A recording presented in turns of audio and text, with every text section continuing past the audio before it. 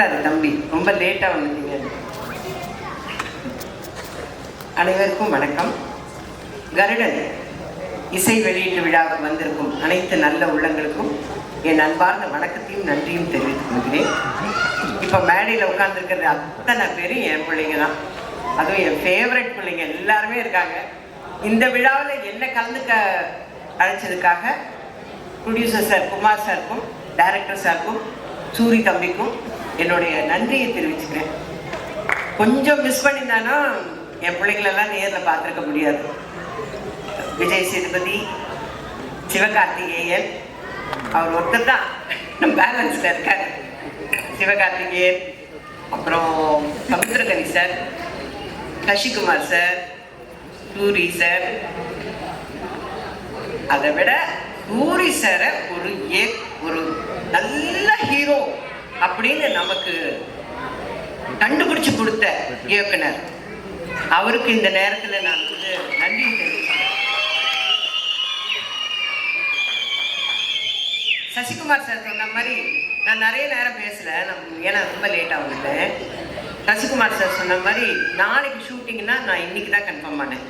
September 10 அன்னைக்கு manager sir phone பண்ணி என்னை கூப்பிட்றாரு. அப்பயும் யோசித்தேன், ஏதோ ஒரு சப்ஸ்டியூட்டாக தான் இருக்கணும்.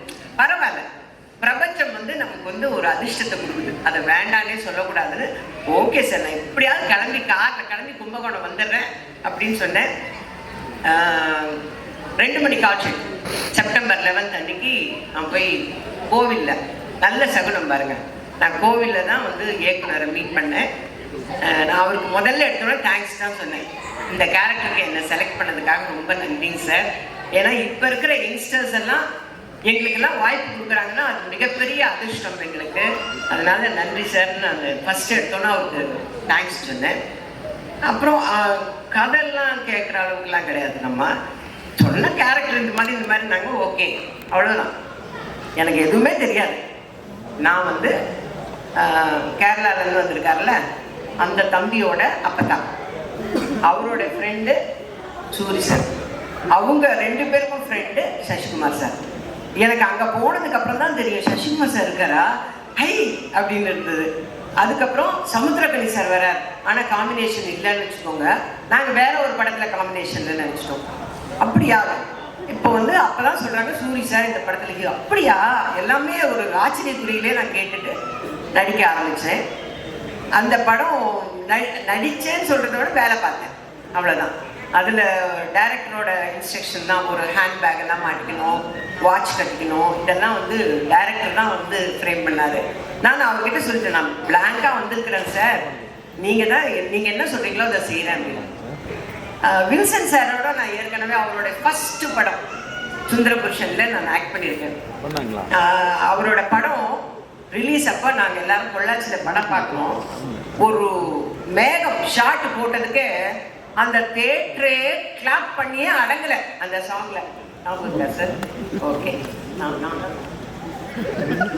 அந்த அவரோடைய மறுபடியும் நான் போய் நடிக்கிறேன். நான் அவரை பார்த்தோன்னே சொல்லிட்டேன் ஓகே, நோ மேக்கப். அப்பா அங்கே ஒரு பெரிய ரிலீஃப். ஏன்னா மேக்கப் போட விட மாட்டார், லிப்ஸ்டிக் கூட போட விட மாட்டார், அந்த அளவுக்கு ஒருத்தமே போடக்கூடாது. ஹீரோயின் போட்டு வந்து உட்கார்ந்தது அப்பயே நான் நினைச்சேன், இதை தொடக்க சொல்ல போறாரு. அதே மாதிரி தான் நடந்தது. ஆனால் ஸ்க்ரீனில் பாருங்க அவ்வளோ அழகா இருக்கும் எல்லாமே. இந்த படம் நடிச்சுக்கிட்டு இருக்கும் போது ஒரு நாள் நான் வந்து விடுதலை படத்தை வந்து ஜீ தமிழ்ல பார்த்தேன்.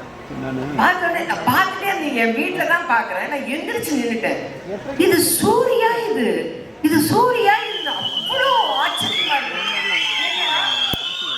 நான் அவங்க கூட விரும்பலாம் பண்ணும்போது காமெடி தான், நிறைய படங்களும் பார்த்துருக்கேன். சூர்யா, இது நம்ம தப்பா பார்க்குறோமோ அப்படின்னு சொல்லிட்டு கூட நான் கிட்ட போய் பார்க்குறேன். அவர் அந்த வாத்தியார் விஜய் சேதுபதியை பிடிச்சி கொடுக்கணுங்கிறதுக்காக இங்கிருந்து ஜம்ப் பண்றாரு, அங்கிருந்து ஜம்ப் பண்றாரு. எனக்கு ஆச்சரியமா போச்சு.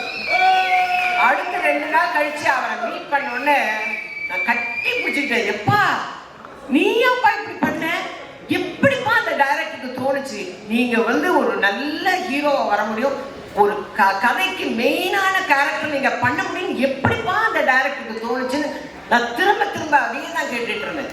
நான் சொன்னேன் அவரை என்னைக்கு மீட் பண்ணாலும் நான் சொல்லுவேன், சார் உங்களுக்கு எப்படி சார் அவரு தான் இந்த கேரக்டருக்கு சூட் ஆவார்னு எப்படி சார் தோணுச்சு உங்களுக்கு அப்படின்னு நான் அவர்கிட்டே சொல்லிட்டு இருந்தேன்.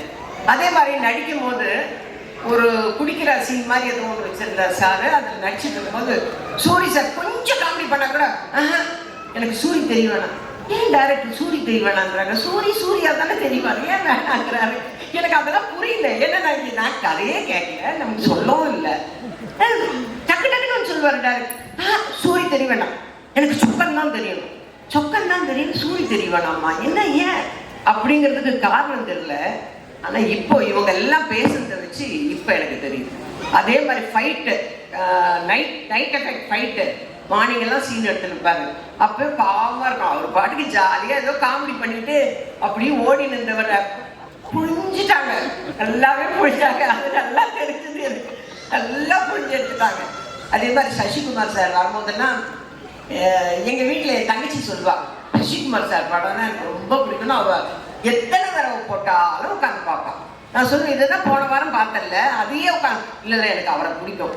அதனால நான் சொன்னேன் ஃபோனில், இந்த மாதிரி சசிகுமார் சாரோட நடிக்கிறேன் அப்படின்னா, ஐயோ தயவு செஞ்சு அவரோட நின்று ஃபோட்டோ எடுத்துருங்க.